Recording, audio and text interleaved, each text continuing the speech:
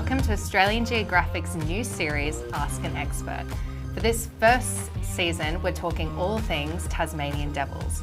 Now, if you're watching live on YouTube, you can submit your questions to our expert live in the chat box.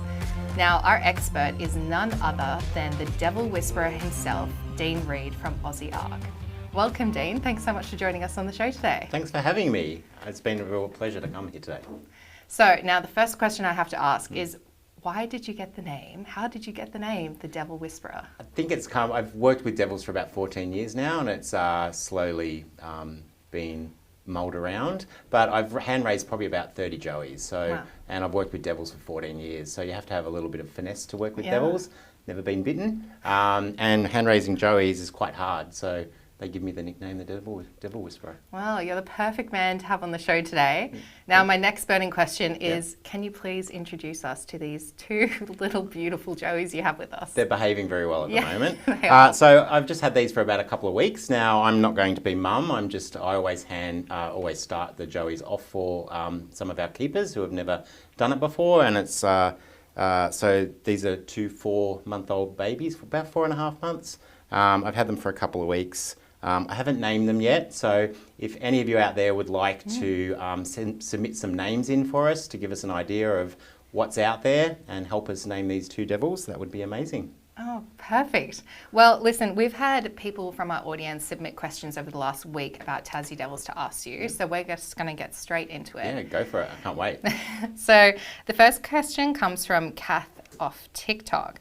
She's asking, what are some of the main challenges that devils face in the wild? So the main challenges is that they have the devil facial tumour disease, which is wiping them out. So in 1992, there was about 450,000 devils. Fast forward to now, there's probably about 8,000 in the wild. Wow. So that's their main threat. Also car strikes, there's not that many animals there now. And they do come onto the side of the road to eat dead meat. That's their primary food source. And so they get hit by cars as well. Okay. It's pretty sad. That is sad. Yeah. Okay, well, the next question's a bit different. Yes. Someone wants to know, their 5-year-old would like to know, could devils eat the horns of an animal? So devils have the strongest bite force of any animal their size in the world. They actually eat the whole carcass of the animal. So I'd say yes, they can actually bite through bone. So like a rib cage, they'd eat the whole rib cage. They eat the fur. Quite funnily enough, they have 3 different types of poo. So one's a meat poo, one's a fur poo, and then one's white, which is a bone poo. Bone poo, so like hyenas. Okay. Yeah, so they could eat the horns of an animal. Okay, well, I hope that answers that question. The next one is also kind of funny. Do they actually spin around like a hurricane and eat rabbits? So, if they can catch a rabbit, they eat it. It's not their primary food source. It wasn't here back in, before pre-settlement. Rabbits weren't here. But if they can catch it, they will. They'll go down a burrow and maybe eat the little kittens of the rabbit. But they predominantly eat dead meat, so that's what they're geared up for. As soon as an animal dies, it gives off a different smell. They smell it through their little nose. Now, the twirling like a devil, they're quite aggressive, but what happened was when I think it's Looney Tunes himself came out to Tasmania. Back in the 1930s, the animals were kept differently to they kept today. They're kept in little boxes.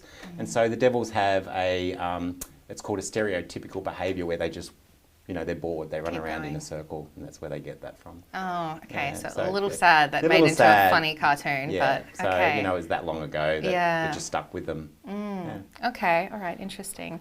So despite the name, how widespread were devils on the mainland? So back in the day, there were Tassie devils on mainland Australia. They died out probably around about 700 years ago. Now, we're not 100% sure because we weren't here what actually caused them to die out, but there's a couple of theories. Human habitation, so out competing their food source, and also the dingo came over about 4,000 years ago and probably competed with the devil. And the dingo never got down to Tasmania because the last ice age was 10,000 years ago. And so they got isolated down there, so they were, they lived their life out down there. Yeah. Okay. Oh, interesting. I didn't know that. Okay. So the next question is, what is the estimated wild devil population on the mainland? So they estimate probably around about 8,000 now, which is from 450,000 in 1993. It's a huge drop. It's over like 90% of the population. Yeah. So, and it's still spreading through. So it's gone from northeast over to northwest, and it's just over the last 3 or 4 months gone over that last defence, which is the mountain range that goes down from north to west into a clean population of devils. So it's actually travelled all the way over, and it'll probably turn around at some point and travel back. So devils travel about 20 to 50 kilometres per night, especially males. Very active. Yeah, especially males looking for females. Yeah, okay. Yeah. Oh, it's very active, getting their steps up. They are. Okay, so someone from TikTok wants to know, how's the reintroduction of Tassie devils to the mainland in Australia going? I understand there's a program in Barrington Tops with early success. Yeah, so that's us, Aussie Ark. Yeah. We're that charity that have devils up in the Barrington Tops. There's nothing on the mainland Australia in the wild per se. So we have a sanctuary which is 400 hectares. It's fenced. All the predators are taken out, like cats and foxes and dingoes. So they can live their life out there like before pre-settlement. And so we would like to release them on mainland Australia, but it's a process, and we never know if that's going to happen. Yeah. We go through a lot of legislation with Tasmanian government and things like that. But we would like to see them back in the Barrington Tops. I think they would live very happily there. Yeah, definitely. And can people visit up in the Barrington Tops? Yeah, they can. We are open to the public all of January, so you can just rock up any time. We do 2 tours, 11 and 12:30. But you can also book into our private tours. You just head to our website, it's aussieark.org.au. And we do private devils in the wild, or we have accommodation. Oh, there you go. Oh, very it's exciting. a 2.5 hour tour, so you get to see a lot. You get to go into a yard with 10 feeding devils. Oh, wow. Like as close as me and you are. Well, I'm going to book it. That sounds great. Come on.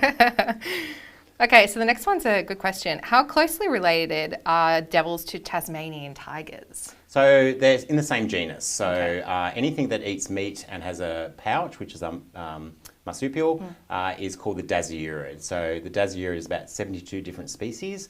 And so it would have been the tiger, then the devil, then the spotted tail quoll, eastern quoll, down to your little things like dunouts, phascogales, antechinus and things like that. Very, very closely related. They are, yeah.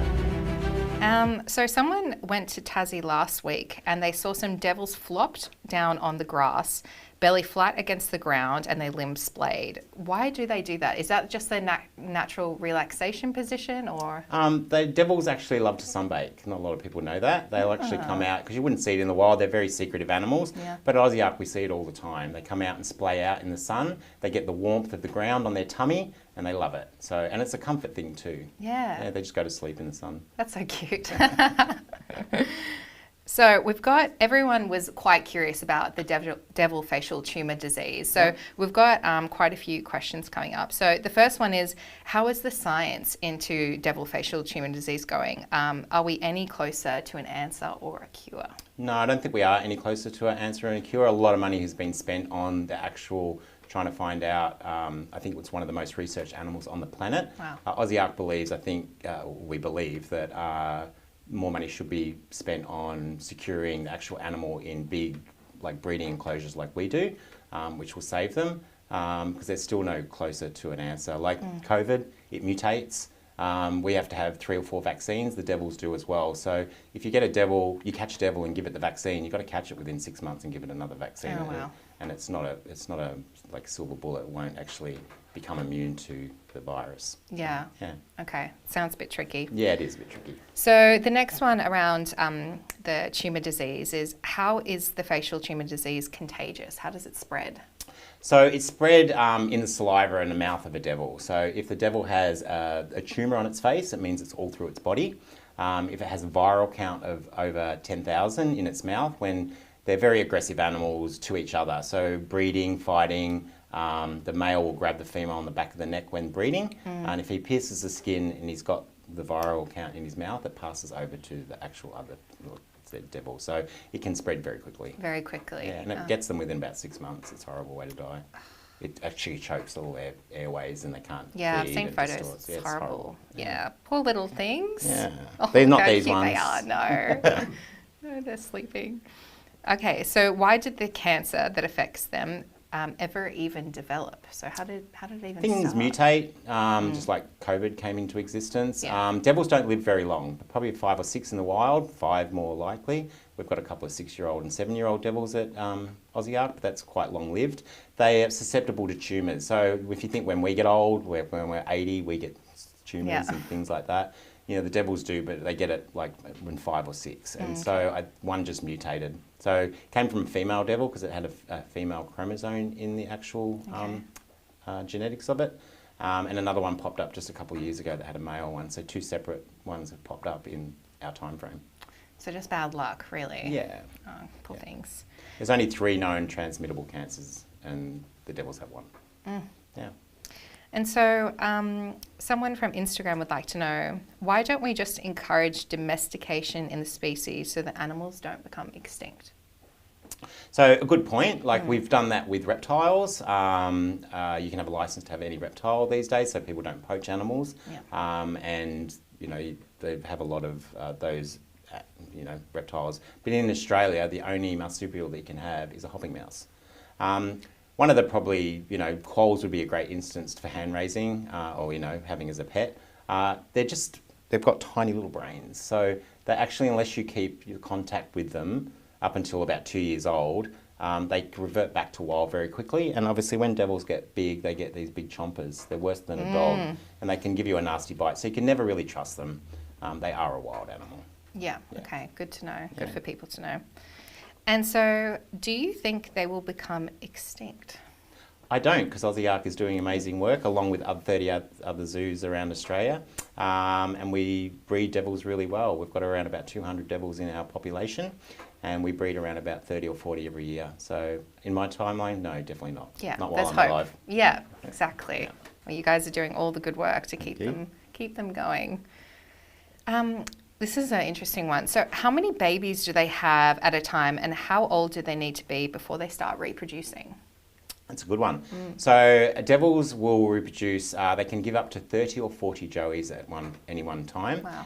However, they only have 4 teeth, so they overproduce for survival of the fittest. Their gestation period is only 21 days. They're very underdeveloped, the size of the grain of rice. So it's first 4 of the teeth survive, the rest just fall off and die. And I have been asked before, why don't you try and hand raise those little joeys? They're just too small. Yeah. They actually latch onto a teat and grow very quickly, but we just don't have that technology to do that. And they become sexually mature at 2 years old. 2 years old, okay. Oh, wow. Yeah, So I guess very quick because they only live to 5 or 6. 5 or 6, So they get 3. The females get 3 years of breeding, 2, 3, 4, and maybe 5, but very rarely. But the males can go to 5. Wow. Yeah. Oh, wow. And this kind of goes on with the social behaviour. Do they live in groups and do they mate for life? No, they're solitary animals. They only come in to group feed when there's an animal that dies, so they can smell meat up from about 2 kilometres away, and that'll attract all the males and females in, and they help each other tear that carcass apart. So it's called a group communal feed. Apart from that, it's mating. So the males will come in at special times of the year, late February, when the female comes into estrus, she'll give off a pheromone, become very receptive. She sort of gets comatose a little bit, flooded with all the hormones. The male will come in and then mate with her, and then he's off. That's it. She's on her own. See you later. Yeah. Okay. Yeah. Classy. Okay. So the next one, why are they called Tasmanian devils? How did they get the name? So there's 3 things. So when the first settlers got here, obviously Tasmania is called Tasmania. Yep. They weren't on the mainland back then, 200 and so years ago. They've got these little ears that you can see. When the sun hits them, they actually pump a lot of blood through those ears, like elephants. That's how they cool themselves down. They don't sweat.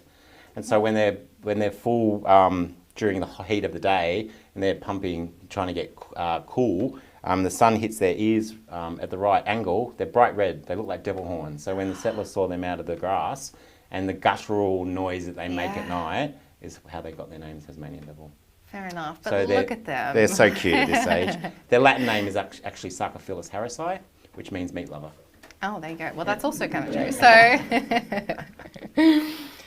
They need to make a pizza called They do. Sarcophilus harrisi. they do. They don't even know how to pronounce it there. Probably not. So someone has been told that they sneeze a lot. Why is that? Yeah, so they're not doing it now, but when you could be at Aussie Ark and you hear them, they're sniffing, it sounds like they might have COVID or a cold. They don't. They're actually, their whole world is hearing, touch. They've got these long whiskers that come out from their body with all these like really sensory overloads, and smell. So they can smell meat up from 2 kilometres away. So they actually get overloaded. Their scent is, their smelling capability is much better than a dog. So they get overloaded with scent. So what they're actually doing is clearing their nose out to get new scent in. They also do a bit of posturing. So when they're eating, they might come in and do a lot of that sniffing, and it's more basically communication to the other devils. Hey, I'm here. I'm big. Don't mess with me. Yeah. Yeah. Oh, wow. So a couple of little things. Yeah. They've got about 14 different vocalizations. 14? Yeah, we can hear about 4 of them. So you've got the sniffing, you've got one that's arf, arf, which is really curious, like, hey, what's going on? You've got a jaw slap, which is arf, arf, arf, they slap their jaws together. That's a nervous. They're like, I don't know what's going on. I'm not really comfortable with the situation. And then their guttural scream. This is why they call you the devil whisperer. You speak clear devil. Speak devil. Perfect. Yeah. That was great. Don't ask me to do koalas. Yeah. Especially the female one. I bomb at that one. Okay, so this is one that's come in from our live YouTube stream. How many devils does Aussie Ark currently have? Does it look like the insurance population will be successful in restoring a healthy population to Tasmania? Yeah. That's a big question. It is a big question. So at the moment, any one point in time, from breeding up to when we have joeys, can have 2 to 250 devils at any one point at Aussie Ark. So we have a formula. We have 14 yards. We have a big 75 hectare yard also, where all our old devils go and live their life out. So it's sort of, we've got 3 breeding yards at the moment, which have 4 females in each. So that's 12 devils. They can have up to 4 joeys, and so we calculate how many joeys we could have, and it's usually 50% of the population that breed. Right, okay. So that ticks us along nicely. We know what we're going to get every year. Yeah. So yeah, we're about 250 Wow, devils. that's amazing. Yeah. That's so good. Was there a little bit more to that question? No, I think you got it. Yeah, great. Yeah, it just says, does it look like the insurance population will be successful in restoring a healthy population to Tasmania? Yeah, well, devils are one of the most researched animals on the planet, I Yeah. would say. And ZAR and Save the Tasmanian Devil Program look at all the genetics. So every devil gets a little biopsy, especially when I'm bringing the new joeys in. That goes to Sydney Uni or another company that we might use. And they tell us who mum and dad is, and then that gets put into a matrix. And then basically ZAR will tell us who we can and can't breed. So in Australia, there's probably about 2,500 devils in the breeding program, all up in all the zoos and sanctuaries around Australia. Yeah, it's a well-oiled machine. Yeah, it's a well-oiled machine. So Yeah. there is, if they do actually die out in the wild, which we don't think they will, hopefully, just the way they're tracking, they are showing signs of living with some of the virus and sort of adapting. Whether they'll evolve quick enough for that is another question. Yeah. Okay. And our final question for this evening, it's gone so fast. I know, it has, hasn't it? I know, having fun. Are Tasmanian devils nocturnal? So they're called crepuscular. They will mainly be out at night time, but you can see them early in the morning, earlier in the afternoon, but you can see them outside during the day as well. So in the wild, they're very secretive. As soon as you make a noise, a devil might be out sunbaking. They'd be straight into their burrow. At Aussie Ark, they sort of get, they know we feed, they come out, they'll sunbake in front of us. So you can see them out pretty much all parts of the day. Yeah. Oh. But mainly active at night. Mainly active they're at geared night. up for night. They've got very poor vision, great, or as I said before, these long whiskers and hearing, finding food. So the main activity of finding food and eating and mating is done at night time. Yeah. Yeah. Well, Dean, that's the end of our show, and thanks so much for coming along, and I can't wait to see what Aussie Ark does next. Oh, thank you. Thanks for having us. That was really great. And so thank you to everyone who is watching, and just a good reminder that our next issue is dropping this Thursday with another iconic Aussie animal, the bilby, just in time for Easter. So be sure to get your copy either in-store or online, and subscribe to our social media channels. And thanks again, and we'll see you next time.